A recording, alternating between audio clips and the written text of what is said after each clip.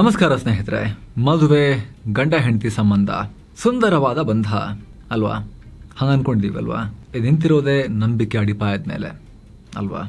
ಆದರೆ ಒಂದಿನ ಇದ್ದಕ್ಕಿದ್ದ ಹಾಗೆ ನಂಬಿಕೆ ಸುಳ್ಳಾದರೆ ಏನಾಗುತ್ತೆ? ನೇರವಾಗಿ ಸಾವಿಗೆ ಆಹ್ವಾನ ಕೊಡುತ್ತೆ ಅಂತ ಸರ್ಕಾರದ ಡೇಟಾ ಹೇಳ್ತಾ ಇದೆ. ಇತ್ತೀಚೆಗೆ ಸಿಯಾ ಗೋಯಲ್ ಪ್ರಕರಣ ದೇಶಾದ್ಯಂತ ಸಂಚಲನ ಸೃಷ್ಟಿ ಮಾಡಿತು. ಇದೊಂದು ಸ್ಯಾಂಪಲ್ ಅಷ್ಟೇ. ನಿಮ್ಗೆ ಗೊತ್ತಾ, ಭಾರತದಲ್ಲಿ ನಡೀತಾ ಇರೋ ಪ್ರತಿ 10 ಕೊಲೆಗಳಲ್ಲಿ ಒಂದು ಕೊಲೆಗೆ ಕಾರಣ ಆಗ್ತಿರೋದು ಇದೇ ಪ್ರೀತಿ ಮತ್ತು ಅಕ್ರಮ ಸಂಬಂಧ. ಇದು ನಾವು ಹೇಳ್ತಿರೋದಲ್ಲ, ಕೇಂದ್ರ ಸರ್ಕಾರದ NCRB ಡೇಟಾ ಬಿಚ್ಚಿಟ್ಟಿರೋ ಸತ್ಯ. ಒಂದು ಕಾಲದಲ್ಲಿ ಪವಿತ್ರ ಅಂತ ಅಂದುಕೊಂಡಿದ್ದ ಮದುವೆ ಅನ್ನೋ ಸಿಸ್ಟಮ್ ಇವತ್ತು ಕೊಲೆಯ ಕಾರಣವಾಗಿ ಯಾಕೆ ಬದಲಾಗ್ತಾ ಇದೆ? 10% ಕೊಲೆಗೆ ಪ್ರೀತಿ ಮತ್ತು ವಿವಾಹೇತರ ಸಂಬಂಧ ಕಾರಣ ಅಂದ್ರೆ ಏನರ್ಥ? ಸಂಸಾರ ಚೆನ್ನಾಗಿದ್ರು ಮನುಷ್ಯ ಯಾಕೆ ವಿವಾಹೇತರ ಸಂಬಂಧಗಳ ಕಡೆಗೆ ಆಕರ್ಷಿತರಾಗ್ತಾ ಇದ್ದಾರೆ? ಎಕ್ಸ್ಟ್ರಾ ಮ್ಯಾರಿಟಲ್ ಅಫೇರ್ಸ್, ಅಕ್ರಮ ಸಂಬಂಧ. ಇದರ ಹಿಂದಿರೋ ಮೆದುಳಿನ ಸೈಕಾಲಜಿ ಏನು, ಸೈನ್ಸ್ ಏನು ಹೇಳುತ್ತೆ? ಅಷ್ಟಕ್ಕೂ ಈ ಅಕ್ರಮ ಸಂಬಂಧ ಮಾಡ್ತಿರೋ ಅನಾಹುತ ಹೇಗಿದೆ? ಎಲ್ಲವನ್ನ ನೋಡ್ತಾ ಹೋಗೋಣ. ನೀವು ನೋಡ್ತಾ ಇದ್ದೀರಾ ಮಸ್ತ್ ಮಗ ಚಾನಲ್. ನಾನು ಅಮರ್ ಪ್ರಸಾದ್. ಮದುವೆ ಅನ್ನೋ ಬಂಧನ ಪ್ರಾಣಿಗಳಿಂದ ಮನುಷ್ಯ ಬೇರೆಯಾಗಿದ್ದು ಹೇಗೆ? ಸ್ನೇಹಿತರೆ, ನಾವು ಮನುಷ್ಯ ಜೀವಿಗಳು, ಪ್ರಾಣಿಗಳು. ಈ ಸಂಬಂಧಗಳ ಬಗ್ಗೆ ಡೀಟೇಲ್ ಆಗಿ ಹೋಗೋಕ್ಕಿಂತ ಮುಂಚೆ ಮದುವೆ ಅನ್ನೋ ಕಾನ್ಸೆಪ್ಟ್ ಯಾಕೆ ಹುಡ್ಕೊಳ್ತು ಅಂತ ಅರ್ಥ ಮಾಡ್ಕೋಬೇಕು. ಮನುಷ್ಯನ ವಿಕಸನದ ಹಿಸ್ಟ್ರಿ ತೆಗೆದ್ರೆ ಆದಿಮಾನವರು ಮೊದಲಿಂದಲೂ ಒಬ್ಬರೇ ಪಾರ್ಟ್ನರ್ ಜೊತೆ ಇರ್ತಾ ಇರಲಿಲ್ಲ. ಅವರು ಪ್ರಾಣಿಗಳ ತರನೇ ಇದ್ರು, ಬೇರೆ ಪ್ರಾಣಿಗಳ ತರನೇ. ಈಗಿನ ತರಹದ ಸ್ಟ್ರಿಕ್ಟ್ ಮದುವೆ ವ್ಯವಸ್ಥೆ ಅವತ್ತಿರಲಿಲ್ಲ. ಯಾಕಂದ್ರೆ ಮನುಷ್ಯ ಕೂಡ ಬೇಸಿಕಲಿ ಒಂದು ಪ್ರಾಣಿ. ಪ್ರಾಣಿಗಳಿಗೆ ಪ್ರೀತಿ, ಸಂಸಾರ ಅನ್ನೋ ಕಾನ್ಸೆಪ್ಟ್ ಇರೋದಿಲ್ಲ. ಅವುಗಳಿಗಿರೋದು ಕೇವಲ ದೈಹಿಕ ಅವಶ್ಯಕತೆ, ಬಯೋಲಾಜಿಕಲ್ ನೀಡ್, ಜೈವಿಕ ದೈಹಿಕ ಅವಶ್ಯಕತೆ, ಸಂತಾನೋತ್ಪತ್ತಿ. ಮಿಲನದ ಕಾಲ ಅಥವಾ ಸೀಸನ್ ಮುಗಿದ ಮೇಲೆ ಗಂಡು ಹೆಣ್ಣು ದೂರ ಆಗ್ಬಿಡ್ತಾವೆ ಪ್ರಾಣಿಗಳಲ್ವಾ? ಅಫ್ಕೋರ್ಸ್ ಸಂಗಾತಿ ವಿಚಾರದಲ್ಲಿ ಮನುಷ್ಯರನ್ನ ಕೂಡ ನಾಚಿಸುವ ಕೆಲ ಪ್ರಾಣಿಗಳು, ಜೀವಿಗಳಿದಾವೆ. ಒಂದೇ ಪಾರ್ಟ್ನರ್ಗೆ ಅವರು ಆ ಜೀವಿಗಳು ಸ್ಟಿಕ್ ಆನ್ ಆಗಿರ್ತವೆ. ಉದಾಹರಣೆಗೆ ತೋಳಗಳು, ಆ ಥರದ್ದು ನಿಮಗೆ ಎಕ್ಸಾಂಪಲ್ ಕೊಡ್ಬೋದು. ಆದರೆ ಓವರ್ ಆಲ್ ಪ್ರಾಣಿ ಪ್ರಪಂಚ ಅಂತ ತಗೊಂಡಾಗ ಸಂತಾನೋತ್ಪತ್ತಿ ಒಂದೇ ಮೇನ್ ಕಾರಣ. ಅಲ್ಲಿ ಅವುಗಳಲ್ಲಿ ಪ್ರೀತಿ, ಪ್ರೇಮ, ಮದುವೆಯ ಕಾನ್ಸೆಪ್ಟ್ ಇಲ್ಲ ಜೀವಿಗಳಲ್ಲಿ. ಆದರೆ ಕಾಲಕ್ರಮೇಣ ಮನುಷ್ಯರಲ್ಲಿ ಚೇಂಜ್ ಆಗ್ತಾ ಬಂತು. ಇದು ಮೆದುಳು ಡೆವಲಪ್ ಆದ ಹಾಗೆ ಬದಲಾಯಿತು. ಇದು ಮನುಷ್ಯರಲ್ಲಿ ಏನಾಗುತ್ತೆ, ಮಕ್ಕಳು ಹುಟ್ಟಿದಾಗ ತುಂಬ ದುರ್ಬಲ ಆಗಿರ್ತವೆ. ಬೇರೆ ಜೀವಿಗಳದ್ದು ಹೆಂಗೆ ಹೇಳಿ, ಪಟಕ್ಕಂತ ಕೆಳಗೆ ಬಿದ್ದು ಹುಟ್ಟಿದ ತಕ್ಷಣ ನಡೆಯೋಕ್ಕೆ ಶುರು ಮಾಡ್ತಾವಲ್ಲ. ಮನುಷ್ಯರು ಹಂಗಲ್ಲ, ತುಂಬ ಟೈಮ್ ಕೇರ್ ಮಾಡಿ ಸಾಕಬೇಕು, ಬದುಕಬೇಕು ಅಂತ ಹೇಳಿದ್ರೆ ಮಗು. ಬದುಕಿ ಆದಮೇಲೆ ನಡೆಯೋಕ್ಕೆ ಶುರು ಮಾಡಿದ್ಮೇಲೂ ಕೂಡ ಪ್ರಾಪರ್ ಆಗಿ ಬುದ್ಧಿ ಬರೋದು ಯಾವಾಗ? ಅಡಲ್ಟ್ ಅಂದರೆ 18 ವರ್ಷ ಅಂತ ನಾವು ಹೇಳ್ತೀವಲ್ವಾ. ಬೇಸಿಕ್ ಸರ್ವೈವಲ್ಗೆ ಬೇಕಾಗಿರೋ ಮೆದುಳು ಡೆವಲಪ್ ಆಗೋಕ್ಕೂ ಕೂಡ 5-6 ವರ್ಷನಾರು ಬೇಕು ಮಿನಿಮಮ್. ಅದಾದಮೇಲೆ ಆ ಮಗು ಬಾಲಕ ಅಥವಾ ಬಾಲಕಿಯಾಗಿ ಚೂರಾದರೂ ಡಿಸಿಷನ್ ಮೇಕಿಂಗ್ ಬರೋಕ್ಕೆ 18 ಅಲ್ಲ ಅಂದರೂ ಕೂಡ 10-15 ವರ್ಷನಾರು ಬೇಕು. ಇದನ್ನೆಲ್ಲ ನೋಡ್ತಾ ಬಂದ ಮನುಷ್ಯ, ನಮ್ದು ಸ್ವಲ್ಪ ಕಷ್ಟ ಇದೆ, ಹಿಂಗೆ ಆದರೆ ತೋಳಗಳೆಲ್ಲ ಹಿಡಿದು ತಿನ್ಬಿಡ್ತವೆ ಅಂತ ಗೊತ್ತಾಯಿತು ಮನುಷ್ಯನಿಗೆ. ಮನುಷ್ಯ ಅವಾಗ ಫುಡ್ ಚೈನ್ನಲ್ಲಿ ತುಂಬ ಕೆಳಗಿದ್ದ ಅಲ್ವಾ, ನಮ್ಮ ಟಾಪಲ್ಲಿ ಇರಲಿಲ್ಲ, ಇಡೀ ವರ್ಲ್ಡ್ನ ರೂಲ್ ಮಾಡ್ತಿರಲಿಲ್ಲ. ನಾಯಿ ನರಿಗಳು ಕೂಡ ಹಿಡಿದು ತಿಂತಿದ್ವು ಮನುಷ್ಯರನ್ನ. 6ನೇ 7ನೇ ಪ್ಲೇಸಲ್ಲಿ ಅಲ್ಲೆಲ್ಲಿದ್ದಿದ್ದು ಮನುಷ್ಯ ಅಲ್ವಾ ಆರಂಭದಲ್ಲಿ. ಸೊ ಥಿಂಕ್ ಮಾಡಿದ್ರು ಮನುಷ್ಯರು, ಆ ಟೈಮ್ನಲ್ಲಿ ಹುಟ್ಟಿದ ಮಗುವನ್ನು ಕಾಪಾಡೋಕ್ಕೆ, ಆಹಾರ ತಂದು ಕೊಡೋಕ್ಕೆ ಕೇವಲ ತಾಯಿಯಿಂದ ಮಾತ್ರ ಸಾಧ್ಯ ಇರಲಿಲ್ವಲ್ಲ. ಗಂಡು ಸಂತಾನೋತ್ಪತ್ತಿ ಭಾಗ್ಯ ಕೊಟ್ಬಿಟ್ಟು ಆಮೇಲೆ ಊರು ಸುತ್ತು ಬಂದರೆ ಆಗ ಗಂಡು ಮತ್ತು ಹೆಣ್ಣು ಇಬ್ಬರೂ ಒಟ್ಟಿಗಿರೋದು ಅನಿವಾರ್ಯ ಆಯಿತು ಮನುಷ್ಯರಿಗೆ. ಇದನ್ನು ವಿಜ್ಞಾನಿಗಳು ಪೇರ್ ಬಾಂಡಿಂಗ್ ಅಥವಾ ಕೋಆಪರೇಟಿವ್ ಬ್ರೀಡಿಂಗ್ ಅಂತ ಕರೀತಾರೆ. ಈ ಸೆನ್ಸ್ ಆಫ್ ಸೆಕ್ಯೂರಿಟಿ, ಒಗ್ಗೂಡುವಿಕೆ ಅಥವಾ ಭದ್ರತೆಯ ಅಗತ್ಯತೆಯಿಂದ ಮದುವೆ ಅನ್ನೋ ಸಿಸ್ಟಮ್ ಹುಡ್ಕೊಳ್ತು.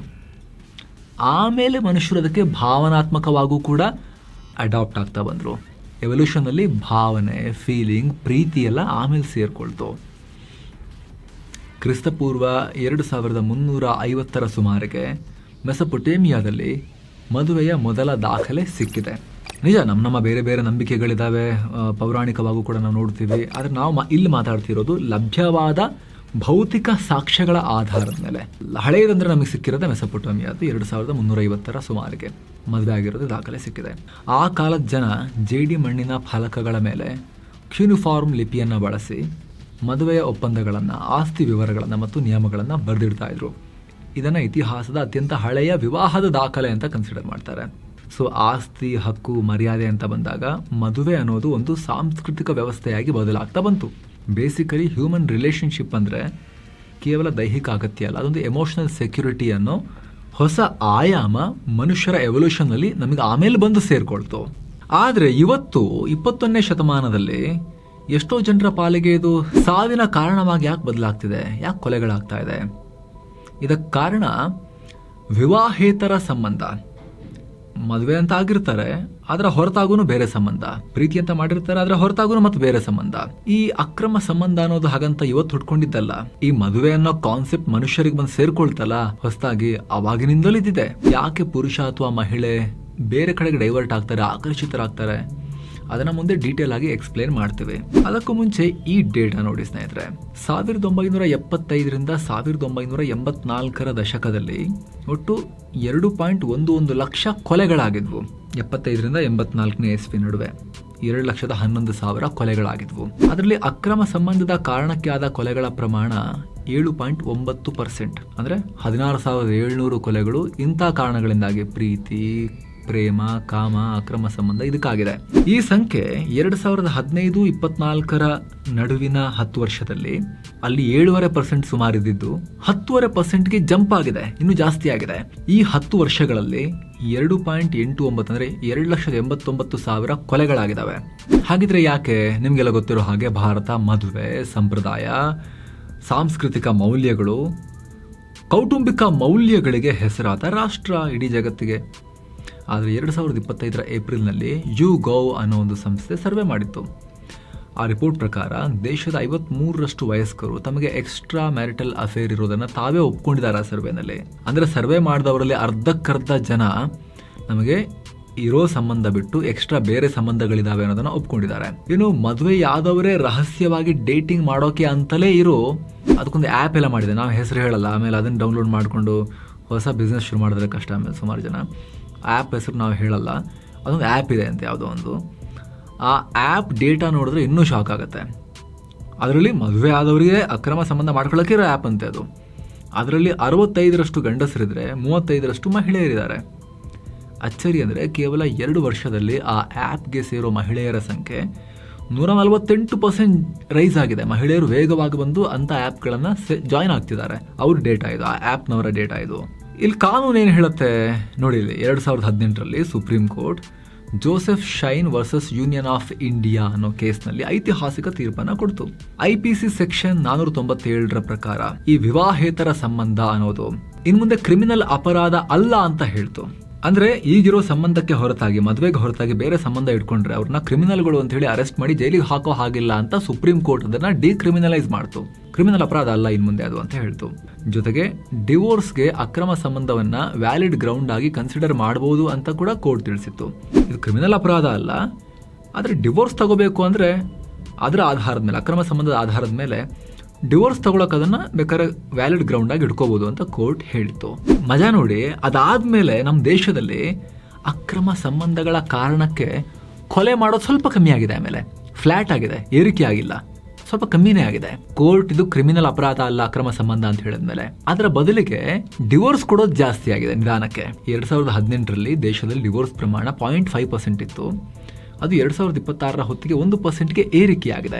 ಅಂದ್ರೆ ಏನಾಗಿದೆ, ಮುಂಚೆ ಅಕ್ರಮ ಸಂಬಂಧದ ಕಾರಣಕ್ಕೆ ಕೊಂದೇ ಹಾಕ್ತಿದ್ದವರು, ಕೊಲೆನೇ ಮಾಡ್ತಿದ್ದವರು, ಸುಪ್ರೀಂ ಕೋರ್ಟ್ ಅದನ್ನ ಕ್ರಿಮಿನಲ್ ಅಪರಾಧ ಅಲ್ಲ ರೀ, ಬೇಕಾದ್ರೆ ಡಿವೋರ್ಸ್ಗೆ ಅದನ್ನ ಗ್ರೌಂಡ್ ಆಗಿ ತಗೊಳ್ಳಿ ಅಂತ ಹೇಳಿದ್ಮೇಲೆ ಸಾಯಿಲೆಸ್ಲಾಗೆ ಅಂತ ಹೇಳಿ ಡಿವೋರ್ಸ್ ಕೊಡ್ತಾ ಇದ್ದಾರೆ ಹೆಚ್ಚಿನವರು ಅನ್ನೋದು ನಾವಿಲ್ಲಿ ಕೋರಿಲೇಟ್ ಮಾಡಬಹುದು. ಆ ರೀತಿ ಚಾನ್ಸಸ್ ಅನ್ನ ನಾವಿಲ್ಲಿ ಅಲ್ಲಗಳೆಯಕ್ಕಾಗಲ್ಲ.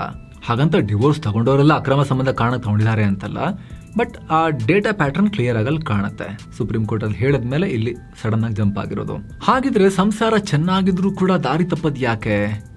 ಇಲ್ಲಿದೆ ಅದರ ಸೈಕಾಲಜಿ, ಅದನ್ನ ನಿಮಗೆ ಎಕ್ಸ್ಪ್ಲೈನ್ ಮಾಡ್ತೀವಿ. ಅದಕ್ಕಿಂತ ಮುಂಚೆ ಸ್ನೇಹಿತರೆ ನಿಮ್ಮಲ್ಲಿ ಒಂದು ಮನವಿ. ಈ ರೀತಿ ಸೊಸೈಟಿಗೆ ತುಂಬಾ ಡೀಪ್ ಆಗಿ ಅರ್ಥ ಮಾಡ್ಕೊಳ್ಬೇಕಾಗಿರೋ ಕಾನ್ಸೆಪ್ಟ್ಸ್ ಅನ್ನ ಸರಳವಾಗಿ ಎಕ್ಸ್ಪ್ಲೇನ್ ಮಾಡೋ ನಮ್ಮ ಪ್ರಯತ್ನ ನಿಮಗೆ ಇಷ್ಟ ಆಗ್ತಾ ಇದ್ರೆ ವಿಡಿಯೋ ಕೆಳಗಿರೋ ಜಾಯಿನ್ ಬಟನ್ ಮೂಲಕ ನೀವು ನಮ್ಮ ಚಾನಲ್ಗೆ ಮೆಂಬರ್ಸ್ ಆಗಿ ಜಾಯಿನ್ ಆಗ್ಬೋದು. ಅಲ್ಲಿ ನಾವು ಮೆಂಬರ್ ಓನ್ಲಿ ಸಪರೇಟ್ ವಿಡಿಯೋಸ್ ಕೂಡ ಪಬ್ಲಿಷ್ ಮಾಡ್ತಾ ಇದ್ದೀವಿ. ಸೊ ನೀವು ಜಾಯಿನ್ ಆದಾಗ ನಿಮಗೆ ಆ ಮೆಂಬರ್ ಓನ್ಲಿ ವಿಡಿಯೋಸ್ ಕೂಡ ಸಿಗೋಕೆ ಶುರುವಾಗುತ್ತೆ. ಫ್ಯೂಚರ್ನಲ್ಲಿ ಪಬ್ಲಿಷ್ ಮಾಡೋದು ಮತ್ತು ಆಲ್ರೆಡಿ ಪಬ್ಲಿಷ್ ಆಗಿರೋದು ಕೂಡ ಸಿಗುತ್ತೆ. ವಿಡಿಯೋ ಕೆಳಗಿರೋ ಜಾಯಿನ್ ಬಟನ್ ಮೇಲೆ ಕ್ಲಿಕ್ ಮಾಡಿ ಒಂದ್ಸಲಿ ನೀವು ಆಲ್ರೆಡಿ ಪಬ್ಲಿಷ್ಡ್ ವಿಡಿಯೋಸ್ನ ಸ್ಕ್ರೋಲ್ ಮಾಡಿ ನೋಡ್ಬೋದು. ಅದರಲ್ಲಿ ನಿಮಗೆ ವ್ಯಾಲ್ಯೂ ಕಂಡ್ರೆ ನೀವು ಆಮೇಲೆ ಜಾಯಿನ್ ಆಗೋದ್ರ ಬಗ್ಗೆ ಡಿಸೈಡ್ ಮಾಡ್ಬೋದು. ಆಸಕ್ತರು ವಿಡಿಯೋ ಕೆಳಗಿರೋ ಜಾಯಿನ್ ಬಟನ್ ಮೇಲೆ ಕ್ಲಿಕ್ ಮಾಡಿ ಡೀಟೇಲ್ಸ್ ಚೆಕ್ ಮಾಡಿ ಸ್ನೇಹಿತರೆ. ಬನ್ನಿ ಕಂಟಿನ್ಯೂ ಮಾಡೋಣ. ಮೊದಲನೇ ಕಾರಣ ಭಾವನಾತ್ಮಕ ಅತೃಪ್ತಿ, ಎಮೋಷನಲ್ ವಾಯ್ಡ್. ಎಷ್ಟು ಸಲ ಮದುವೆಯಾಗಿ ಜೊತೆಯಾಗಿದ್ರೂ ಕೂಡ ಒಂಟಿತನ ಕಾಡ್ತಾ ಇರುತ್ತೆ. ಸಂಗಾತಿ ನನ್ನನ್ನು ಅರ್ಥ ಮಾಡ್ಕೋತಾ ಇಲ್ಲ, ನನಗೆ ಟೈಮ್ ಕೊಡ್ತಿಲ್ಲ ಅನ್ನೋ ಫೀಲಿಂಗ್ ಶುರುವಾಗುತ್ತೆ. ಪ್ರೀತಿ ಕಾಳಜಿಯನ್ನು ಮನುಷ್ಯ ಹೊರಗಡೆ ಹುಡುಕೋಕೆ ಶುರು ಮಾಡ್ತಾರೆ. ಇನ್ನೊಂದು ಕಾರಣ ಕಮ್ಯುನಿಕೇಷನ್ ಗ್ಯಾಪ್. ಗಂಡ ಹೆಂಡತಿ ನಡುವೆ ಮಾತುಕತೆ ನಿಂತು ಹೋದಾಗ ಸಣ್ಣ ಪುಟ್ಟ ಜಗಳಗಳೇ ದೊಡ್ಡ ಯುದ್ಧದ ರೀತಿ ಆಗುತ್ತೆ, ಈಗೋ ಬಂದ್ಬಿಡುತ್ತೆ. ಆ ಟೈಮ್ನಲ್ಲಿ ಒಂಥರ ಹಗೆತನ ಬೆಳೆದ್ಬಿಟ್ಟು ನಿನಗೆ ಕಲಿಸ್ತೀನಿ ಪಾಠ ಅಂತ ಹೇಳಿ ಕೂಡ ನನಗೇನು ಯಾರೂ ಇಲ್ಲ ಅಂತ ಅಂದ್ಕೊಂಡಿದ್ಯಾ ಅಂಥೇಳಿ ಬೇರೆ ಕಡೆ ಮುಖ ಮಾಡ್ತಾರೆ. ಮೂರನೇದು ವ್ಯಾಲಿಡೇಷನ್ ಸೀಕಿಂಗ್, ಅಂದರೆ ಮಾನ್ಯತೆ ಬಯಸೋದು.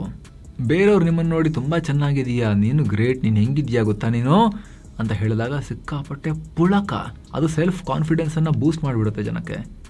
ಈ ವ್ಯಾಲಿಡೇಷನ್ಗೋಸ್ಕರನೇ ತುಂಬ ಜನರ ಹೃದಯಗಳು ಕಾಯ್ತಾ ಇರ್ತವೆ.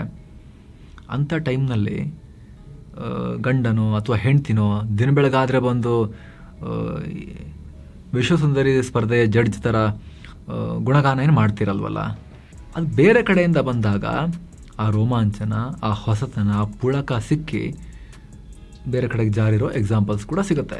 ಸೊ ಇದನ್ನು ಯಾಕೆ ಬಿಡಿಸಿ ಎಲ್ಲ ಎಕ್ಸ್ಪ್ಲೇನ್ ಮಾಡ್ತಿದ್ದೀವಿ ಅಂದರೆ, ಸುಮ್ಮನೆ ಕ್ಷಣಿಕ ಕಾರಣಗಳಿಗೆ, ಕ್ಷುಲ್ಲಕ ಕಾರಣಗಳಿಗೆ ಸಂಸಾರ ಹಾಳು ಮಾಡ್ಕೊಳ್ಬಾರ್ದು. ಇವೆಲ್ಲ ಮೆದುಳಿನ ಆಟ ಅನ್ನೋದನ್ನು ಎಕ್ಸ್ಪ್ಲೇನ್ ಮಾಡೋ ಪ್ರಯತ್ನ ಮಾಡ್ತಾ ಇದ್ದೀವಿ ಸ್ನೇಹಿತರೆ.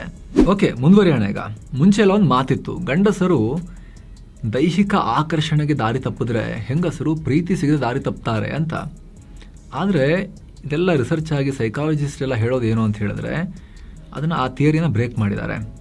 ಗಂಡಸು ಹೆಂಗಸು ಇಬ್ಬರೂ ಕೂಡ ಎಮೋಷನಲ್ ಹಾಗೂ ದೈಹಿಕ ಎಕ್ಸೈಟ್ಮೆಂಟ್ಗೋಸ್ಕರ ಎರಡೂ ಕಾರಣಗಳು ಇಬ್ಬರಿಗೂ ಇದೆ ಈ ಬೇರೆ ಬೇರೆ ಸಂಬಂಧಗಳನ್ನು ಹುಡುಕೋಕೆ ಅನ್ನೋದು ರಿಸರ್ಚ್ಗಳಿಂದ ಪ್ರೂವ್ ಆಗಿದೆ.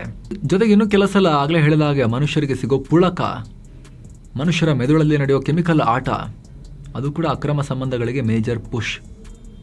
ನೀವು ಗಮನಿಸಿ, ಹೊಸ ಸಂಬಂಧ ಶುರುವಾದಾಗ, ರಹಸ್ಯವಾಗಿ ಮೆಸೇಜ್ ಮಾಡಿದಾಗ, ಕದ್ದು ಮುಚ್ಚಿ ಭೇಟಿಯಾದಾಗ ಆಗೋ ಥ್ರಿಲ್, ಆಗ ನಮ್ಮ ಮೆದುಳಲ್ಲಿ ಡೊಪಮೈನ್ ಅನ್ನೋ ಹಾರ್ಮೋನ್ ಸಿಕ್ಕಾಪಟ್ಟೆ ರಿಲೀಸ್ ಆಗುತ್ತೆ ಮನುಷ್ಯರ ಮೆದುಳಲ್ಲಿ. ಈ ಸೀಕ್ರೆಸಿ ಮತ್ತು ಅನ್ಸರ್ಟನಿಟಿ, ಅನಿಶ್ಚಿತತೆ, ಅಂದರೆ ನಾಳೆ ಏನಾಗುತ್ತೋ ಅನ್ನೋ ಕುತೂಹಲ ಮನುಷ್ಯರಿಗೆ ಒಂಥರ ನಶಾವಸ್ತು ತಗೊಂಡಷ್ಟೇ ಫೀಲಿಂಗ್ ಕೊಡುತ್ತೆ. ರೇಸ್ನಲ್ಲಿ ಪಾಲ್ಗೊಂಡಾಗ ಹೇಗಿರುತ್ತೆ, ಹೊಸ ಹೊಸ ಥ್ರಿಲ್ ಬರ್ತಿರುತ್ತಲ್ಲ, ಗಾಡಿಯನ್ನು ಪುಷ್ ಮಾಡಿದಷ್ಟು ಕೂಡ. ಹಾಗೆ ಇವರಿಗೆ ಸಂಬಂಧಗಳಲ್ಲಿ ಹೊಸ ಟೆರಿಟರಿಗಳನ್ನು ಎಕ್ಸ್ಪ್ಲೋರ್ ಮಾಡಿದಾಗ ಈ ರೀತಿ ಫೀಲ್ ಆಗುತ್ತಂತೆ ಮನುಷ್ಯರಿಗೆ. ಸೇಮ್ ಟೈಮ್ ಇನ್ನೊಂದು ಕಡೆ ಏನಾಗ್ತಿರುತ್ತೆ, ಮದುವೆಯಾಗಿ ವರ್ಷಗಳು ಕಳೆದಂತೆ ಸಂಸಾರದಲ್ಲಿ ಅದೇ ರುಟೀನ್, ಅದೇ ಮಾತುಕತೆ, ಅದೇ. ಇದನ್ನು ವಿಜ್ಞಾನದಲ್ಲಿ ಹ್ಯಾಬಿಚುಯೇಷನ್ ಅಂತ ಕರೀತಾರೆ. ಬ್ರೈನ್ ಅದಕ್ಕೆ ತುಂಬ ಅಡಾಪ್ಟ್ ಆಗೋಗ್ಬಿಟ್ಟಿರುತ್ತೆ. ಆಗ ಡೊಪಮೈನ್ ರಿಲೀಸ್ ಆಗೋದು ಕಮ್ಮಿಯಾಗಿ ಆಕ್ಸಿಟೋಸಿನ್ ಅನ್ನೋ ಹಾರ್ಮೋನ್ ಹೆಚ್ಚಾಗಿ ರಿಲೀಸ್ ಆಗುತ್ತೆ. ಇದನ್ನು ಬಹಳ ಜನ ಏನು ಅಂದ್ಕೊಳ್ತಾರೆ ಅಂದರೆ, ಪ್ರೀತಿ ಕಮ್ಮಿ ಆಗಿದೆ ಅಂತ ಹೇಳಿ ತಪ್ಪಾಗಿ ಅರ್ಥ ಮಾಡ್ಕೊಳ್ತಾರೆ. ಪ್ರೀತಿ ಆ್ಯಕ್ಚುಲಿ ತಪ್ಪಾಗಿರೋದಿಲ್ಲ, ಅದು ಮೆದುಳಲ್ಲಿ ಆಗಿರೋ ಕೆಮಿಕಲ್ ಆಟ ಅಷ್ಟೇ. ಅದನ್ನು ಸರಿಯಾಗಿ ಅರ್ಥ ಮಾಡ್ಕೊಳ್ಳದೆ, ಜೀವನವನ್ನು ಕರೆಕ್ಟಾಗಿ ಅರ್ಥ ಮಾಡ್ಕೊಳ್ಳದೆ, ಈ ವೈಜ್ಞಾನಿಕ ಸತ್ಯಗಳನ್ನು ತಿಳ್ಕೊಳ್ಳದೆ, ಪ್ರೀತಿ ಕಮ್ಮಿ ಆಗಿದೆ ಅಂತ ಹೇಳಿ ಬೇರೆ ಕಡೆ ಥ್ರಿಲ್ ಹುಡ್ಕೊಂಡು ಹೋಗಿ ತುಂಬ ಜನ ಕಿಲ್ ಆಗಿದ್ದಾರೆ, ಅಥವಾ ಇನ್ನೂ ಕೆಲವರು ಕಿಲ್ ಮಾಡಿದ್ದಾರೆ. ಇನ್ನೂ ಕೆಲವರ ಜೆನೆಟಿಕ್ಸೇ ಆಗಿರುತ್ತಂತೆ ಸ್ನೇಹಿತರೆ. ಸೈಂಟಿಫಿಕಲಿ ಚೀಟಿಂಗ್ ಜೀನೇ ಇರುತ್ತಂತೆ, ಮೋಸ ಮಾಡೋದು ಜೀನ್ಸಲ್ಲೇ ಇರುತ್ತಂತೆ ಅವರಿಗೆ. DRD4 ಜೀನ್ ಅಂತ ಹೇಳ್ತಾರೆ ಇದನ್ನು. ಸೈಂಟಿಫಿಕಲಿ ಸ್ಟಡೀಸ್ ಆಗಿದೆ. ಇಂಥವರಿಗೆ ನಾರ್ಮಲ್ ಲೈಫ್ ತುಂಬ ಬೋರ್, ಅವರಿಗೆ ರಿಸ್ಕ್ ತಗೋಬೇಕು, ಕದ್ದು ಮುಚ್ಚಿ ತಪ್ಪು ಮಾಡಿದ್ರೆ ಮಾತ್ರ ಅವರಿಗೆ ಕಿಕ್ ಸಿಗೋದು, ಕದಿಯೋದು, ಮೋಸ ಮಾಡೋದು, ಈ ಥರದ್ದೆಲ್ಲ. ಹೀಗಾಗಿ ವೆರೈಟಿಯಾಗಿ ಅವರು ಥ್ರಿಲ್ಲನ್ನು ಹುಡುಕ್ತಾ ಇರ್ತಾರೆ, ಎಲ್ಲದರಲ್ಲೂ ಹುಡುಕ್ತಿರ್ತಾರೆ, ಬರೀ ಮದುವೆಯಲ್ಲಿ ಮಾತ್ರ ಅಲ್ಲ. ಸಣ್ಣ ಪುಟ್ಟ ವಸ್ತುಗಳನ್ನು ಕದಿಯೋದು, ಮೋಸ ಮಾಡಬೇಕು, ಮದುವೆಲೂ ಕೂಡ ವಿವಾಹಿತರ ಸಂಬಂಧಗಳನ್ನು ಹೊಂದಬೇಕು, ಆ ಥರದ ಜೀನ್ಸ್ ಕೂಡ ಕೆಲವರು ಹೊಂದಿರ್ತಾರೆ ಅನ್ನೋದು ವಿಜ್ಞಾನ ಹೇಳಿದೆ. ಸರಿ, ಈಗ ಸಂಬಂಧ ಸರಿ ವರ್ಕ್ ಆಗ್ತಿಲ್ವಾ, ಲೀಗಲ್ ಆಗಿ ವಿಚ್ಛೇದನ ತಗೊಂಡು ಬೇರೆ ಆಗಬಹುದು. ನೋಡಿ, ಹಂಗೆ ಆಗ್ತಾ ಇದೆ. 2018 ನಂತರ ಕ್ರಿಮಿನಲ್ ಅಪರಾಧ ಅಲ್ಲ ಅಂತ ಸುಪ್ರೀಂ ಕೋರ್ಟ್ ಹೇಳಿದ್ಮೇಲೆ, ಅಂದರೆ ಅಕ್ರಮ ಸಂಬಂಧ ಕ್ರಿಮಿನಲ್ ಅಪರಾಧ ಅಲ್ಲ ಅಂತ ಹೇಳಿದ್ಮೇಲೆ ಕೊಲೆಗಳು ಸ್ವಲ್ಪ ಕಮ್ಮಿ ಆಗಿದ್ದಾವೆ, ಆಗ್ತಿದೆ. ಬಟ್ ಮುಂಚಿನ ಥರ ಎಲ್ಲ ಆಗ್ತಿಲ್ಲ. ಪರ್ಸೆಂಟೇಜ್ ವೈಸ್ ಡಿವೋರ್ಸ್ ಜಾಸ್ತಿ ಆಗಿದೆ. ಆದರೂ ಕೂಡ ಸ್ಟಿಲ್ ಕೊಲೆ ಕಂಪ್ಲೀಟಾಗಿ ನಿಂತು ಹೋಗಿಲ್ಲ, ಆಗ್ತಾ ಇದ್ದಾವೆ. ಯಾಕೆ? ಕ್ರಿಮಿನಾಲಜಿ ಪ್ರಕಾರ ಒಂದು ಅಕ್ರಮ ಸಂಬಂಧ ಮರ್ಡರ್ ಆಗಿ ಬದಲಾಗೋಕ್ಕೆ 4 ಮುಖ್ಯ ಕಾರಣಗಳಿವೆ. ಅದರಲ್ಲಿ ಫಸ್ಟ್ ಒನ್, ಸಡನ್ ಪ್ರೊವೊಕೇಶನ್, ದಿಢೀರ್ ಪ್ರಚೋದನೆ. ತನ್ನ ಗಂಡ ಅಥವಾ ಹೆಂಡತಿ ಬೇರೆಯವರೊಂದಿಗೆ ಕಾಣಿಸ್ಕೊಂಡಾಗ, ಸಿಕ್ಕಿಬಿದ್ದಾಗ, ರೆಡ್ ಹ್ಯಾಂಡ್ ಆಗಿ ಮೆದುಳಿಗೆ ಆಗೋ ಶಾಕ್ ಇದೆಯಲ್ಲ, ಆ ಕ್ಷಣದಲ್ಲಿ ಮೆದುಳಿನ ಅಮಿಗ್ಡಾಲ ಅನ್ನೋ ಭಾಗ ಕಂಪ್ಲೀಟ್ ಕಂಟ್ರೋಲಿಗೆ ತಗೊಳುತ್ತೆ. ಆಡ್ರೆನಲಿನ್ ರಶ್ ಆಗಿ ಮನುಷ್ಯರಿಗೆ ಸರಿ ಯಾವುದು ತಪ್ಪು ಯಾವುದು ಯೋಚಿಸೋ ಶಕ್ತಿನೇ ಇರೋದಿಲ್ಲ. ಅಂಥ ಟೈಮ್ನಲ್ಲಿ ರಿವೆಂಜ್ ಫೀಲಿಂಗ್ ಜಾಸ್ತಿ ಟೇಕ್ ಓವರ್ ಮಾಡಿಬಿಟ್ಟು ಎದುರುಗಿದ್ದವರ ಪ್ರಾಣ ತೆಗೆಯೋ ಚಾನ್ಸಸ್ ಜಾಸ್ತಿ ಇರುತ್ತೆ. ಹಾಗೆ ಎರಡನೇದು, ಲೈಂಗಿಕ ಅಸೂಯೆ. ತನ್ನ ಪಾರ್ಟ್ನರ್ ಬೇರೆಯವರೊಂದಿಗೆ ಹೋದರು ಅಂತ ಗೊತ್ತಾದಾಗ ತನ್ನ ಸ್ಟೇಟಸ್, ಫ್ಯಾಮಿಲಿ ಎಲ್ಲವೂ ಕಳೆದು ಹೋಯಿತು ಅನ್ನೋ ಹೆದರಿಕೆ ಮತ್ತು ಅಸೂಯೆ ಕಾಡುತ್ತೆ ಅವರಿಗೆ. ಈಗೋ ಆ್ಯಂಡ್ ಆನರ್, ಇದು ತುಂಬ ಡೇಂಜರಸ್. ಇದು ನನಗೆ ಮೋಸನಾ, ನನ್ನ ಬಿಟ್ಟು ಹೋಗೋದಾ? ಕಲಿಸ್ತೀನಿ ಪಾಠ. ಸಮಾಜದಲ್ಲಿ ನನ್ನ ಮರ್ಯಾದೆ ಏನು, ನನ್ನ ಜೀವನದ ಕಥೆ ಏನು ಅನ್ನೋ ಎಮೋಷ್ನಲ್ ಡ್ಯಾಮೇಜ್, ಅದು ಸೇಡ್ ತೀರಿಸ್ಕೋ ಅಂತ ಹೇಳಿ ಕ್ರೂರ ಮೃಗಗಳನ್ನಾಗಿ ಮಾಡುತ್ತೆ ಮನುಷ್ಯರನ್ನ. ಇನ್ನೊಂದು ಮುಖ್ಯ ಕಾರಣ ಏನು ಗೊತ್ತಾ? ಆಬ್ಸ್ಟಕಲ್ ಎಲಿಮಿನೇಷನ್, ಅಂದ್ರೆ ಅಡ್ಡಿ ನಿವಾರಣೆ.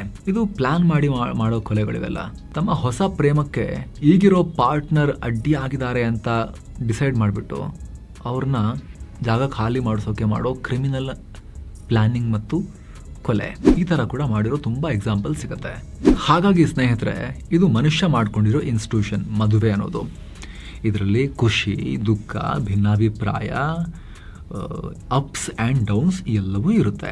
ಅಂಥ ಟೈಮ್ನಲ್ಲಿ ನಾವು ಈ ವಿಡಿಯೋದಲ್ಲೆಲ್ಲ ಎಕ್ಸ್ಪ್ಲೈನ್ ಮಾಡಿದ ಮೆದುಳಿನ ಆಟಗಳಿಗೆಲ್ಲ ಬಗ್ಗದೆ ನಿಮ್ಮ ಫ್ಯಾಮಿಲಿಯನ್ನು ಚೆನ್ನಾಗಿ ಇಟ್ಕೊಳ್ಳಿ. ಇದ್ಯಾವುದು ಕೂಡ ವಿಧಿಲಿಖಿತ ಅಲ್ಲ, ನಿಮ್ಮ ಮೆದುಳಲ್ಲಿ ಆಗೋ ಕೆಮಿಕಲ್ ರಿಯಾಕ್ಷನ್, ಅದರಿಂದ ನಿಮಗೆ ಸಿಗೋ ಫೀಲಿಂಗ್ ಅನ್ನೋದನ್ನು ಎಕ್ಸ್ಪ್ಲೈನ್ ಮಾಡೋ ಪ್ರಯತ್ನ ಇದು. ತೀರಾ ಕಂಟ್ರೋಲ್ ತಪ್ಪಿದೆಯಾ, ಸರಿ ಮಾಡೋಕ್ಕಾಗಲ್ಲ ಅಂತ ಅನಿಸ್ತಾ ಇದೆಯಾ, ಕಾನೂನುಬದ್ಧವಾಗಿ ವಿಚ್ಛೇದನ ಅನ್ನೋ ಆಪ್ಷನ್ ಇದೆ. ಕೊಲೆ ಯಾವುದಕ್ಕೂ ಪರಿಹಾರ ಅಲ್ಲ, ಅದು ರಾಕ್ಷಸಿ ವರ್ತನೆ. ಮನುಷ್ಯ ಇನ್ನೂ ಕೂಡ ಎವಲ್ಯೂಷನ್ನ ಹಂತದಲ್ಲೇ ಇರೋ ಜೀವಿ. ಎವಲ್ಯೂಷನ್ ಈಸ್ ನೆವರ್ ಎಂಡಿಂಗ್, ಯಾವತ್ತೂ ಕೊನೆಯಾಗಲ್ಲ.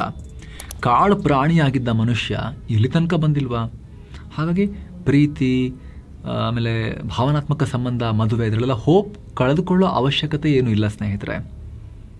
ಈ ಸಾವಿರಾರು ವರ್ಷಗಳ ಎವಲ್ಯೂಷನ್ನಲ್ಲಿ ಮನುಷ್ಯನಿಗೆ ಪ್ರೀತಿ ಪ್ರೇಮ ಅನ್ನೋದೇ ಇಲ್ದಿರೋ ಮನುಷ್ಯನಿಗೆ, ಕೇವಲ ಸಂತಾನೋತ್ಪತ್ತಿ ಮಾಡ್ಕೊಂಡು ಓಡಾಡ್ತಿದ್ದ ಪ್ರಾಣಿಗೆ ಇವತ್ತು ಇಲ್ಲಿ ತನಕ ಬಂದಿದೆಯಲ್ಲ, ಹೋಗ್ತಾ ಹೋಗ್ತಾ ಇನ್ನೂ ಬೆಟರೇ ಆಗ್ಬೋದು ಅನ್ನೋ ಹೋಪ್ಸ್ ಇಟ್ಕೊಂಡಿರೋಣ ನಾವು. ಮನುಷ್ಯನ ಸಾಮಾಜಿಕ ಜೀವನ ಅಲ್ವಾ ಸ್ನೇಹಿತರೆ? ನಿಮಗೆ ಅನಿಸುತ್ತೆ? ನಿಮ್ಮ ಒಪಿನಿಯನ್ ಮಿಸ್ ಇಲ್ಲದೆ ಕಾಮೆಂಟ್ ಮಾಡಿ ತಿಳಿಸಿ. ಹಾಗೆ ಸ್ನೇಹಿತರೆ, ಕಡೆದಾಗಿ ಮತ್ತೊಮ್ಮೆ ರಿಮೈಂಡರ್, ವಿಡಿಯೋ ಕೆಳಗಿರೋ ಜಾಯಿನ್ ಬಟನ್ ಮೂಲಕ ನೀವು ನಮ್ಮ ಚಾನಲ್ಗೆ ಮೆಂಬರ್ಸ್ ಆಗಿ ಜಾಯಿನ್ ಆಗ್ಬೋದು. ಜಾಯಿನ್ ಬಟನ್ ಮೇಲೆ ಕ್ಲಿಕ್ ಮಾಡೋ ಮೂಲಕ ಡೀಟೇಲ್ಸ್ ಚೆಕ್ ಮಾಡ್ಬೋದು. ಮತ್ತೆ ಭೇಟಿ ಆಗ್ತಿರೋಣ. ನಮಸ್ಕಾರ.